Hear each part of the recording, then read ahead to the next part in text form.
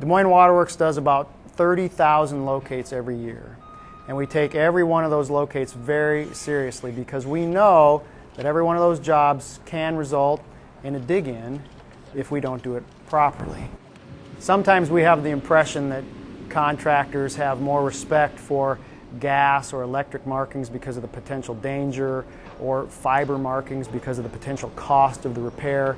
But from our perspective, water should be one of the largest concerns because of the public health implications. Water is the only essential service that we deliver to customers that they actually consume. In the simplest sense, the business of Des Moines Waterworks is to take something unsafe for human consumption, water in the river, and run it through a process and make it safe for human consumption. We routinely test water samples taken throughout the distribution system. What we look for is a group of bacteria called coliforms, of which E. coli is one. These types of bacteria are indicators of sewage contamination. This makes our business part of public health. That public health role is to provide potable water to over 400,000 Central Islands. But the things that people don't always think about are the potential for contamination. If you dig into a water main and it fails catastrophically, it's very likely that contaminants are going to get into that main at that point when we shut it down. More importantly, though, it's very likely that you're going to depressurize a large portion of the system, and when that happens, there's tremendous potential for backflow or back siphonage, which is actually drawing potential contaminants out of homes, out of businesses, through their service line by a vacuum effect on the water main, drawing those contaminants into the distribution system at points far from the actual point of contact.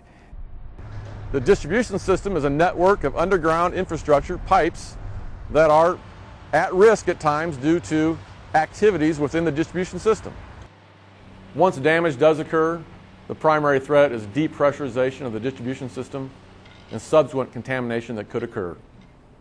Des Moines Waterworks treats Raccoon River water as our source water, which is far from potable when we start with it. We put that water through one of the most robust treatment processes in the country because it starts out such poor quality. We're standing inside softener number 1 at the McMullen Water Treatment Plant. The softener's two primary roles here.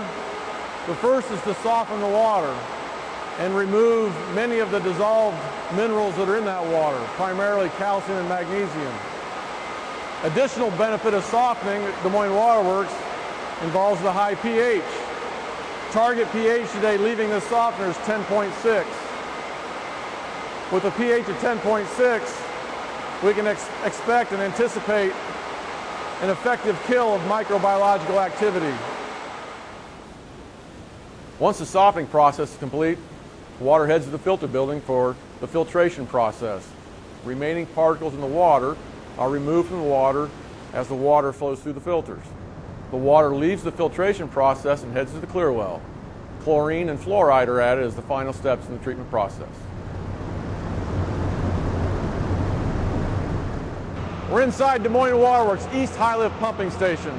From a water treatment perspective, this is one of the final steps of the process. Treated water, ready for human consumption, is pumped from this facility into the distribution system. That network of buried infrastructure. Discharge pressure ranges anywhere from 105 to 125 psi leaving this station. Everything we do in the distribution system, from the design of the facilities to the construction, installation, operation and maintenance, the locating of those facilities for other contractors, everything we do is with the goal of ensuring the quality of the water when it's delivered to our customers. We go to great lengths to ensure the life expectancy of our facilities. We use non-corrodable materials, we use polyethylene encasement on iron pipes, we use cathodic protection systems on iron or steel pipes to ensure that the facilities will last as long as they can. When we install iron pipe, we cover every single inch of that pipe with polyethylene encasement to protect it against corrosion. In addition, we attach magnesium anodes to the pipe every so often to act as sacrificial metal in the ground to prevent that pipe from corroding. They actually weld the anode lead from every anode directly to the pipe using an exothermic weld process, just to ensure long service life for that pipe. If that polywrap is damaged, if one of those anode leads is broken, it renders that system unusable and it dramatically shortens the life of that facility. There are a lot of little things within that system that people might not even think about, like the tracer wire. It's not the pipe, nothing's going to leak if you break the tracer wire, but it makes it impossible for us to locate that facility the next time for the next person who's going to dig. Water can be incredibly dangerous, especially if it's a large main and they're working below grade in a trench or something. If they damage a large main in an area where there's high pressure, that trench or excavation is going to fill with water almost instantaneously.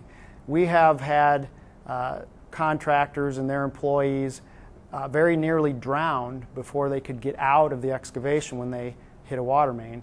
That's something not everybody thinks about, but it makes it clear that paying attention to the water marks just as important as paying attention to the gas or electric marks. We're inside the Des Moines Waterworks Control Center at the Fluor Drive Water Treatment Plant. Inside this room, the control center operator can provide oversight functions for what's happening out in the distribution system. There's a variety of pumping and storage facilities that need to be monitored and controlled, and all that information is provided real-time back to this control room so that the operator may make appropriate decisions and reactions based upon what's occurring in the distribution system. If there's a dig-in, the most important thing is for the contractor to let us know. We'll respond, we'll fix it, we'll take care of it, but it's a big job. We have to shut the system down, which inconveniences the customers. We have to excavate typically to make the repair. We have to make the repair. We have to flush, sample, communicate with the customers. There is a cost to that, and the contractor will likely bear that cost. We don't want that to happen.